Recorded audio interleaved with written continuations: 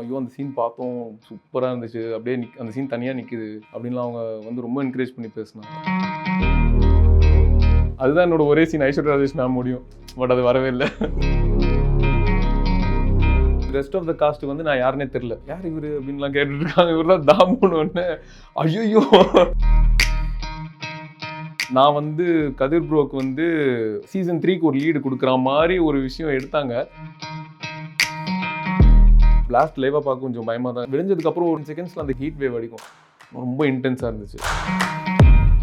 Gayatri ma'am, Pushkar அவங்க கூட வேற ஏதாவது ப்ராஜெக்ட்ஸ் பண்ணுறீங்களா நெக்ஸ்ட்? இல்லை, இதுதான் ஃபஸ்ட்டு. ஓகே. இதுக்கப்புறம் நிறைய போர்ஷன்ஸ் எடுத்தாங்க, ரொம்ப நிறைய எடிட்டில் போயிடுச்சு. இப்போ நான் வெளில போய் நான் ஒரு ஆக்டர் சொன்னால் எத்தனை பேர் தெரியும் தெரியல, ஆனால் சுழல் 2ல் பண்ணியிருக்கேன்னா ஒரு 10ல் 5 பேராவது பார்த்துருப்பாங்கல்ல.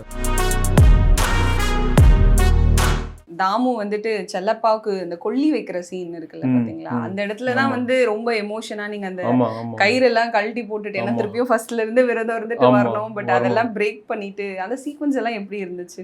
உங்களுக்கு எமோஷனலா கனெக்ட் ஆச்சா?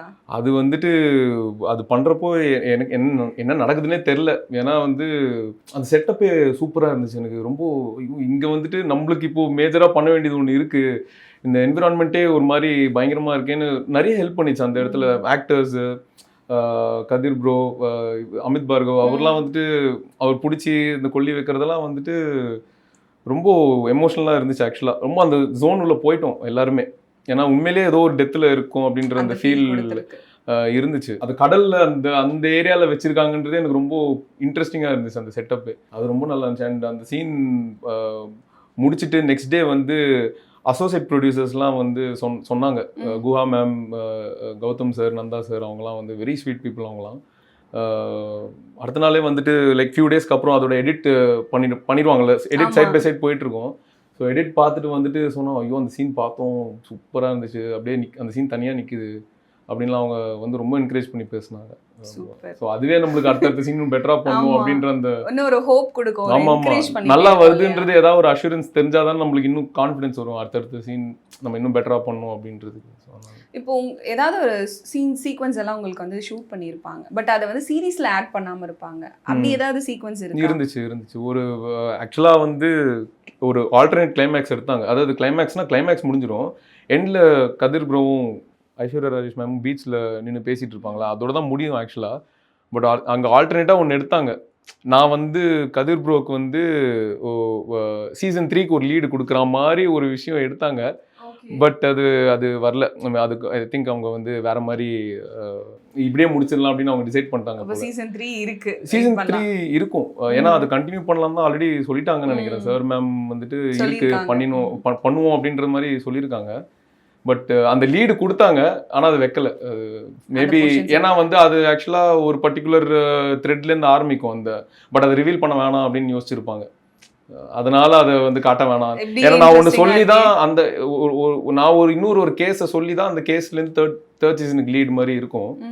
பட் அதை மென்ஷன் பண்ண வேணாம், மேபி அதை காட்டாமல் விட்டாங்கன்னா அவங்க வேற ஒரு ஸ்டோரி யோசிச்சுட்டாங்கன்னா, ஸோ அது நம்ம எதுவும் மென்ஷன் பண்ண வேணான்றதுக்காக மேபி அது. பட் அது ஒன்று எடுத்தாங்க. அதுதான் என்னோட ஒரே சீன் ஐஸ்வர்யா ராஜேஷ் மேம் முடியும், பட் அது வரவே இல்லை. கொஞ்சம் வருத்தமா இருக்கீங்கன்னு நினைக்கிறேன். ஐஸ்வர்யா ராஜேஷ் மேம் கூட சேர்ந்து நடிச்ச ஒரு சீக்வன்ஸை தூக்கிட்டாங்களே, மனவேதனையில் இருக்கீங்க பார்த்தாலே தெரியும். கொஞ்சம் வருத்தம் தான். இல்லை அது வருத்தம்னு இல்லை, அது வந்திருந்தா எண்ட் வரைக்கும் நம்ம வந்திருப்போம் அப்படின்ற ஒரு சாட்டிஸ்ஃபேக்ஷன் இருந்திருக்கும். பட் மேக்கர்ஸோட கால் தானே அது, நம்ம சொல்றதுக்கு எதுவும் இல்லை. இவ்வளோ தூரம் வந்ததே பெரிய விஷயம் சொன்னால. பட் இவ்வளவு தூரம் வந்தாலும் உங்களோட கேரக்டரை வந்து ரொம்ப ஸ்ட்ராங்கா பதிவு பண்ணிருக்கீங்க. பீப்புள் வந்து அந்த 8 பேரை தாண்டி, ஹீரோயினை தாண்டி, ஹீரோவை தாண்டி ஒரு கேரக்டர் தாமுவை பத்தி ரொம்ப அதிகமா பேசுறாங்கன்னா, அப்போ அதுல இருந்தே தெரியுதுல நீங்க எந்த அளவுக்கு அந்த கேரக்டரை ப்ராப்பரா கொடுத்த ஸ்பேஸை யூஸ் பண்ணிக்கணும்னு நினைச்சிட்டு பண்ணதுதான். ஸோ அது கரெக்டா யூஸ் பண்ணியிருந்தீங்க. இப்போ நீங்க அந்த மேக்கப் எனக்கு அது தெரிஞ்சுக்கணும் அப்படின்னு ரொம்ப ஆசையா இருக்கு. ஏன்னா யூஸ்வலா நாங்கெல்லாம் மேக்கப் போடணும்னாலே 1 மணி நேரம் ஆகும், எப்படி போட்டு முடிச்சாலும் அது மோசமா தான் இருக்கும். ஆனா நீங்க அந்த மேக்கப் வந்து ராஜா மேக்கப் பர்ஃபெக்டா இருந்துச்சு. எவ்வளவு நேரம் போட்டீங்க அந்த மேக்கப்பை? அதுக்கு வந்து ஆக்சுவலா அந்த ராஜா கெட்டப் போடுற ஒரிஜினலா ஒருத்தர் வந்தாரு அந்த மேக்கப் போடுறது. ஏன்னா அவருக்கு தான் டீட்டெயில்ஸ் தெரியும்ல. ஸோ ஃபஸ்ட் டைம் போடுறதுக்கு மட்டும் அவர் வந்தார். அதுக்கப்புறம் மேக்கப் ஆர்டிஸ்ட் வந்து அதை பார்த்துக்கிட்டு அவர் புரிஞ்சுக்கிட்டார், ஓகே இப்படி தான் போடணுன்னு. அப்புறம் செகண்ட் டைம்லேருந்து மேக்கப் ஆர்டிஸ்ட் தான் போட்டார். பட்டு ரொம்ப நேரம் அதுவே ஒரு 45 மினிட்ஸ் ஆகிடும் கம்ப்ளீட் பண்ணுறதுக்கு. அதுக்கப்புறம் அந்த ட்ரெஸ்ஸை வேற போடணும். அந்த ட்ரெஸ்ஸு வந்துட்டு எப்படின்னா பின்னாடி முதுகில் வந்து இறுக்கி கட்டுவாங்க. ஸோ அதுவே வந்துட்டு நம்மளுக்கு ஒரு ஒரு ஷோல்டர் பேக்லாம் வந்துட்டு ஸ்டிஃப் ஆக்கி விட்டுரும், இழுத்து பிடிச்சிட்டு இருக்கும், ஸ்டிஃப் ஆக்கிரும். 1 hour போட்டுட்டு இருந்தாலே அது வந்து பாடி பெயின்லாம் கொஞ்சம் வர ஆரம்பிச்சிடும். பட் நடிக்கும் போது தெரியாது. ஆக்சுவலாக நடிக்கும் போது நம்ம சீனை நடிச்சிட்டு இருக்கோம் அப்படின்னு அப்படி அந்த ஜோன் உள்ள போயிடுவோம். முடியும் போது தான் நம்மளுக்கு அதோட பெயினே ஃபீல் ஆகும். ஐயோ எப்படா இதை கழட்டுவோம் அப்படின்ற மாதிரி இருக்கும். உடனே கேரவானுக்கு போய் அப்படியே கழட்டி போட்டு கொஞ்ச நேரம் அப்படியே ஃப்ரீயாக உட்காந்துட்டு தான் அடுத்தது என்னன்னு யோசிப்போமே. இப்போ நிஜமாவே இந்த மேக்கப் போடுறவங்க பார்த்தேன் அப்படின்னு சொன்னீங்கல்ல, அவங்க கூட இன்ட்ராக்ட் பண்ணீங்களா? அப்புறம் நீங்க இந்த கேரக்டர் பண்றதுக்கு இப்போ யூஸ்வலா வேற கேரக்டர் பண்றது வேற, இந்த மாதிரி கேரக்டர் பண்றது வேற. அவங்க கூட போயிட்டு இந்த கேரக்டர் எப்படி நம்ம டான்ஸ் ஆடணும் இதெல்லாம் கத்துக்கிட்டீங்களா? டான்ஸ் அதுக்கு தேவராட்டத்துக்கு வந்துட்டு ஒரு குழு வந்தாங்க. மேக்கப் போடுறதுக்கு ராஜா கெட்டப் மேக்கப் போடுறதுக்கு ஒருத்தர் ஸ்பெசிஃபிக்காக அந்த கூத்து கட்டுறவரே ஒருத்தர் வந்தார். அது இல்லாமல் மற்ற மேக்கப்லாம் வந்துட்டு பிரசாந்த்னு ஒருத்தர் இருந்தார், மேக்கப் ஆர்டிஸ்ட் ஒருத்தர். அவர் பயங்கர ஃப்ரெண்டு தான் எனக்கு. ஸோ அவர் மேக்கப் போட்டு ஏதோ ஃபன்னாக ஏதாவது பேசிட்டு கலாச்சிட்டே தான் ஏதோ ஒர்க் பண்ணிட்டு இருப்போம். அந்த அந்த இது சில்வர் கெட்டப் இருக்கு இல்லையா, அதெல்லாம் போடும்போது வந்து அந்த சில்வர் வந்து மூஞ்சில மட்டும் இல்லை, ஆக்சுவலாக அந்த சில்வர் வந்து உடம்பு ஃபுல்லாக போடுவாங்க, கை வரைக்கும் அப்பர் ஹாஃப் ஆஃப் த பாடி ஃபுல்லாக போட்டுருவாங்க. ஸோ அதுக்கெலாம் வந்துட்டு சட்டையை கழட்டுன்னு அப்படியே உட்காந்துருப்பா, அவர் பூசிட்டே இருப்பார் பொறுமையாக உட்காந்து மூஞ்சில கண்ணில் எல்லாத்துலேயும் ஃபுல்லாக பூசிட்டு. ரொம்ப டைம் எடுக்கும். அதுக்கு தான் நான் கொஞ்சம் எல்லாருக்கும் முன்னாடியே வந்துடுவேன். அண்ட் ஒரு நாள் ஒரு கெட்டப்பில் இருப்பேன். கதிர் ப்ரோ கன்ஃபியூஸ் ஆகிடுவார்.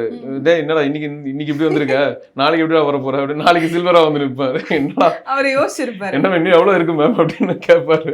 பேசாம தாமு கேரக்டரை நம்ம பண்ணியிருக்கலாம். இல்லை அது கெட்டப் தான் அந்த மாதிரி. பட் அவர் தான் மெயின். அதில் ஒரு 4 தேவராட்டத்துக்கு ஆக்சுவலாக ஒரு காஸ்டியூம் இருந்துச்சு. பட் வேணாம், இந்த காஸ்டியூம் வந்துட்டு ரொம்ப டால் அடிக்குது, நீ ஷர்ட்லெஸ்ஸாகவே ஆடிடு அப்படின்னு சொல்லிட்டாங்க. ஸோ அது ஒரு காஸ்டியூம் ஆயிடுச்சு. அந்த மாதிரி வேற ஒரு 4 டிஃப்ரெண்ட் கெட்டப் இருந்துச்சு இந்த ரோலுக்கு மட்டுமே. ஸோ அதெல்லாம் லுக் டெஸ்ட்லேயே எனக்கு தெரிஞ்சிருச்சு. லுக் டெஸ்ட்லேயே ஒரு இதுவும் பண்ணி பார்த்து அதில் சேஞ்சஸ்லாம் பண்ணி புஷ்கர் சார், காயத்ரி மேம் வந்து ஒரு லுக்கும் வந்து பார்த்து இதில் இது வச்சுக்கலாம், இப்படி வச்சுக்கலாம் அப்படின்னு அவங்க தான் அதை கரெக்டாக க்யூரேட் பண்ணாங்க கம்ப்ளீட்டாக. ஸோ அது அவங்களோட அந்த எசன்ஸ் அவங்க கொடுத்தது தான். அதனாலதான் தாமு கேரக்டர் வந்து அவ்வளோ அழகா வந்திருக்கு. இப்போ காயத்ரி மேம், புஷ்கர் அவங்க கூட வேற ஏதாவது ப்ராஜெக்ட்ஸ் பண்றீங்களா நெக்ஸ்ட்? இல்ல இதுதான் ஃபர்ஸ்ட். இதுக்கப்புறம் அவங்க கூப்பிட்டா நல்லா இருக்கும். வால் வாட்சஸ்ல எனக்கு இன்னும் நிறைய ஒர்க் பண்ணணும்னு ஆசை இருக்கு. கண்டிப்பா அவங்க கூப்பிட்டா நல்லா இருக்கும். தாமுவை பார்த்துட்டாங்கல்ல, இப்ப கண்டிப்பா அடுத்த சீசனுக்கு கூப்பிடுவாங்க, இல்ல வேற ஏதாவது எபிசோட்ஸ்க்கும் கூப்பிடுவாங்க. இப்போ சீசன் எல்லாம் முடிஞ்சிருச்சு, இந்த வெப் சீரிஸ் முடிஞ்சிருச்சுல, இதுக்கப்புறம் டீமை மீட் பண்ணீங்களா? ஆமாம், ஒரு போஸ்ட் ரிலீஸ் ஒரு மீட்லாம் வச்சாங்க எல்லாருமே. அங்கேயுமே வந்துட்டு ரெஸ்ட் ஆஃப் த காஸ்ட்டுக்கு வந்து நான் யாருன்னே தெரில. அங்கே போன உடனே யார் இவர் அப்படின்லாம் கேட்டுட்ருக்காங்க. இவர் தான் தாமுன்னு ஒன்று. ஐயோ நீங்கள் தான் தாமுவா அப்படின்னு சொல்லி வந்து நிறைய பேர் பேசுனாங்க. ஸோ அதை ரெக்கக்னைஸ் பண்ணிட்டா அதுக்கப்புறம் அவங்களுக்கு தெரியுது. இந்த ஷோ மூலிமா எனக்கு கிடச்சிது அதுதான், அந்த ஐடென்டிட்டி எனக்கு கிடச்சிது. இப்போ நான் வெளில போய் நான் ஒரு ஆக்டர் சொன்னா எத்தனை பேர் தெரியும் தெரியல. ஆனால் சுழல் 2ல பண்ணியிருக்கேன்னா ஒரு 10ல் 5 பேராவது பார்த்துருப்பாங்கல்ல. நிறைய பேர் பார்த்துருப்பாங்க. அந்த ஐடென்டிட்டி எனக்கு இந்த ஷோ மூலிமா கிடைச்சது எனக்கு. ஸோ ஆமாம். இது மட்டும் இல்லாம சுழல் 2 மட்டும் இல்லாம இதுக்கு முன்னாடி கேப்டன் மில்லர் அதுல கூட ஒரு போர்ஷன் பண்ணியிருந்தீங்க. அதுல வந்து ஏதோ லைவா பாம் எல்லாம் போட்டு இதெல்லாம் ஒரு இஷ்யூவாவே வந்துச்சு. ஆமா, அது வந்து நேர்லயே பார்த்தேன் நானும் அந்த பிளாஸ்ட்ல. ஆமா, அங்க இருந்தீங்களா நீங்க? அந்த பிளாஸ்ட் அப்போ இருந்தேன். குற்றாலம்ல தான் பண்ணோம், மத்தளம்பாறை ஏரியால தான் பண்ணோம். பண்ணோம் நானும் சேர்ந்து பாம்பு வச்ச மாதிரி ஆயிடும். நான் வைக்கல. நான் வைக்கல. கிளாரிட்டி ரொம்ப இம்பார்ட்டன்ட். ஆமா வச்சாங்க. அது ஒரு பெரிய இஷ்யூ ஆச்சு ஆக்சுவலா. ப்ரொடியூசர்லாம் வந்தாரு, அது ஒரு நாள் ஷூட் ஸ்டாப் ஆச்சு. பட் இது பண்ணிட்டாங்க, 1 டேலயே அதை சால்வ் பண்ணிட்டாங்க. அது என்ன ப்ராப்ளம் இல்லை எக்ஸாக்டா தெரியல. பட் ப்ரொடியூசர் வந்துட்டார், நேரம் வந்து இறங்கி அவர் பேசி சால்வ் பண்ணிட்டார். 1 டேலயே சால்வ் ஆச்சு. ஒரு நாள் ஷூட் நின்றுச்சு, அவ்வளோதான். மற்றபடி அதுக்கப்புறம் கண்டினியூ பண்ணாங்க. பட் அந்த பிளாஸ்ட் லைவாக பார்க்க கொஞ்சம் பயமாக தான் இருந்துச்சு. அந்த நாங்கள் ரொம்ப தள்ளி நிற்கிறோம். ஆப்வியஸாக ஷார்ட்டில் வந்துட்டு எல்லாருமே ரொம்ப தள்ளி நிற்க வச்சுட்டாங்க பிளாஸ்ட் நடக்கிற இடத்துலேருந்து. பட் எங்களுக்கு ஹீட் வந்து அது வெடிஞ்சதுக்கப்புறம் ஒரு 5-10 செகண்ட்ஸில் அந்த ஹீட் நம்மளுக்கு வேவ் அடிக்கும். அந்த ஹீட் வேவ் அடிக்கும், ரொம்ப இன்டென்ஸாக இருந்துச்சு. ஸ்கின் பர்ன் ஆகிற அளவுக்கு அது இருந்துச்சு. பட் அது பண்ணாங்க. ஆமாம்மா, லைவாக பண்ணாங்க. உண்மையிலேயே இந்த வாரில் இருந்த மாதிரி தான் இருந்துச்சு. அது சமயம் பண்ணாங்க. அப்போ டீம் கூட எல்லாம் இன்டராக்ட் பண்ணியிருப்பீங்கல்ல, தனுஷ் சார் அவங்க கூட? தனுஷ் சார்லாம் வந்துட்டு நான் பேசுகிற வாய்ப்பு கிடைக்கல. அவர் வேற ஒரு ஷார்ட் முடிச்சுட்டு அவர் போயிடுவார். அவர் ஆக்சுவலாக அவர் கூட பிரியங்கா மோகன் மேமோட கேங் ஒன்று இருக்கும்ல, ஒரு இயக்கத்தில் வேலை செய்கிற மாதிரி இருக்கும். அந்த இயக்கத்தில் இருக்கிற ஒரு ஆளாக தான், அந்த கேங்கில் தான் ஒரு ஆளாக வருவேன் நான். பட் ஆக்சுவலாக அதில் நிறைய போர்ஷன்ஸ் எடுத்தாங்க, ரொம்ப நிறைய எடிட்டில் போயிடுச்சு. அவங்க வந்து நிறைய எடுத்திருப்பாங்கன்னு நினைக்கிறேன். எடிட்டில் வந்துட்டு அதை கட் ஷார்ட் பண்ணி பண்ணுன்றதுனால. ஆமாம் ஆமாம், அதில் நிறைய போயிடுச்சு ஆக்சுவலாக. இது கேப்டன் மில்லர் மட்டும் இல்லாம சந்தானம் சார் கூட ஒரு படம் பண்ணியிருக்கீங்க. ஆமா, இங்க நான் தான் கிங்னு ஒரு படம் பண்ணேன் லாஸ்ட் இயர். அது அதுல ஒரு அதில் வில்லனா பண்ணேன், பட் அது ஒரு காமிக்கலான வில்லன் தான். ஸோ அது நல்லா போச்சு. அதுவும் நல்ல ரெஸ்பான்ஸ். ஃப்ரெண்ட்ஸ் ஃபேமிலி அது போய் பார்த்தவங்க, இன்ஸ்டாவில் நிறைய பேர் அதை பார்த்து மெசேஜ்லாம் அனுப்பிச்சாங்க. ஸோ அதுக்கும் நல்ல ரெஸ்பான்ஸ் இருந்துச்சு. அதுக்கும் இதுக்கும் பெரிய டிஃப்ரென்ஸ் இருக்கு. சந்தானம் சார் படத்துக்கும் சரி, இப்போ சுழல் டூலையும் சரி. ஆமாம், ஒரு பெரிய டிராஸ்டிக்கான டிஃப்ரென்ஸ். அதில் வந்துட்டு எப்படின்னா கொஞ்சம் இன்னும் ஏஜ் அதிகமான இருக்கிற ஒரு ஆளா கொஞ்சம் கிரே ஷேட்ஸ்லாம் அடிச்சிருப்பாங்க. முடிக்கு தாடிக்கெலாம் கொஞ்சம் கிரே ஷேட்ஸ்லாம் அடிச்சுட்டு அதுக்கு காஸ்டியூம் வேறு மாதிரி கொடுத்து அது ஒரு மாதிரி ஒரு ஃபன், ஒரு டெரரிஸ்ட் மாதிரி பண்ணியிருந்தேன் அதில். ஸோ அது காமெடியாக இருந்துச்சு. சந்தானம் சார் இருந்தார், Thambi Ramaiah sir, Bala Saravanan bro, Vivek Prasanna bro, எல்லாருமே, இந்த முனிஷ்காந்த் சார், எல்லாருமே ஒரு பட்டாளமே இருந்துச்சு. அதில் மாறன் சார், எல்லாருமே இருந்தாங்க. ஸோ அவங்க எல்லாரோடையும் நம்ம வந்து கொஞ்சம் மெயினாக அங்கே பண்ணுறோம் அப்படின்றது ஒரு செம்ம எக்ஸ்பீரியன்ஸாக இருந்துச்சு. சந்தானம் சார் அவர் ரொம்ப வந்து ரொம்ப ஜாலியா. ஆமாம்மா, ஜாலியாக. அவர் என்னன்னா அவரோட ஃபோக்கஸ் மெயினாக வந்து சீனை எப்படி நம்ம ஸ்டேஜ் பண்ண போகிறோம், எப்படி இப்போ இந்த சீனை நம்ம பண்ண போகிறோம், எப்படி காமெடியாக பண்ண போகிறோம் அப்படின்றது தான் அவரோட கான்சன்ட்ரேஷன் மோஸ்ட்லி இருக்கும். அவர் வந்தாருன்னா ஸ்பாட்டுக்கு என்ன சீன் அப்படின்னு பார்த்துட்டு அதுக்கு ஒரு ஸ்டேஜிங் நடக்கும்ல. ஸோ அதில் தான் ஒர்க் வைஸ் தான் போயிட்டுருக்கோம். ரொம்ப ஃப்ரீயாக பேசுகிறதுக்கு வந்துட்டு நடுவில் அவரோட கேரவனுக்கு போயிட்டு அவர்கிட்ட பேசிட்டுலாம் வந்தேன். எனக்கு ரொம்ப பிடிக்கும் சார், காமெடிலாம் பயங்கரமாக பிடிக்கும். எஸ்எம்எஸ் டைம்லேருந்தே நான், எஸ்எம்எஸ் இல்லை ஆக்சுவலாக மன்மதன் வல்லவன் டைம்லேருந்தே நான் பார்த்துட்ருக்கேன். ஆமாம், பார்த்துட்ருக்கேன். ரொம்ப பயங்கர உங்கள் ஹியூமர்லாம் பயங்கரமாக ரசிச்சிருக்கேன் நான். பாஸ் என்கிற பாஸ்லாம் தேட்டர்லாம் விழுந்து சிரிச்ச அது. ஸோ அதனால் அவர்கிட்ட நான் நல்லா பேசினேன். நான் அவரும் ஒர்க் பண்ணலாம் அப்படின்லாம் சொல்லியிருந்தார். சீக்கிரமாக ஏதாவது ஒரு ப்ராஜெக்டில் ஒர்க் பண்ணலாம் அப்படின்னு அவரும் சொன்னார். தம்பிராமையா சாரும் அவர் வந்து பயங்கர எனர்ஜி. அவர் ஃபுல்லாக ஒரு எனர்ஜி பால் தான். அவர் அப்படியே ஓடிட்டு இருப்பார், பண்ணிட்டு அந்த கேரக்டர் அவர் பயங்கர ஆனிமேட்டடாக இருந்தார். அந்த கேரக்டரே அப்படி தான் போல். அவர் அந்த படத்தில் அவர் பண்ண கேரக்டர் வந்து ரொம்ப ஆனிமேட்டடாக இருக்கும். ஸோ அப்படி தான் இருந்தார் அவரும். ஷார்ட்டுக்கு நடுவில் ஏதாவது காமெடியாக ஏதாவது கத்தி சொல்லிட்டு இருப்பார், எல்லாம் சிரிச்சிட்டு இருப்பாங்க. பயங்கர எனர்ஜி அவர், நம்ம எனர்ஜி. சூப்பருங்க. அப்படியே நம்ம சுழலுக்குள்ள வரும். ஆமா, நீங்க தாமுவா பார்த்து ரொம்ப இம்ப்ரெஸ் ஆன ஏதாவது சீன் இருக்கா? ஏன்னா நீங்க எக்ஸ்பெக்டே பண்ணிருக்க மாட்டீங்க. ஏன்னா உங்களோட போர்ஷன்ஸ் எல்லாம் டிஃப்ரெண்டா இருந்திருக்கும், மத்தவங்க போர்ஷன்ஸ் எல்லாம் டிஃப்ரெண்டா இருந்திருக்கும். ஆமா ஆமா, நீங்க பார்த்து ரொம்ப ஐயோ செம்மையா இருக்கு இந்த சீன் அப்படின்னு சொல்லிட்டு யோசிச்சது? தாமுவோட சீன் கேக்குறீங்களா? தாமுவோட பெர்செப்ஷன்ல இருந்து மத்த சீன்ஸ் ஏதாவது? தாமு நடிச்ச சீன்ஸே கேக்குறீங்களா? தாமு நடிச்ச சீன்ஸே சொல்லுங்க. எனக்கு எல்லா சீன் தான் பிடிச்சிருந்தது.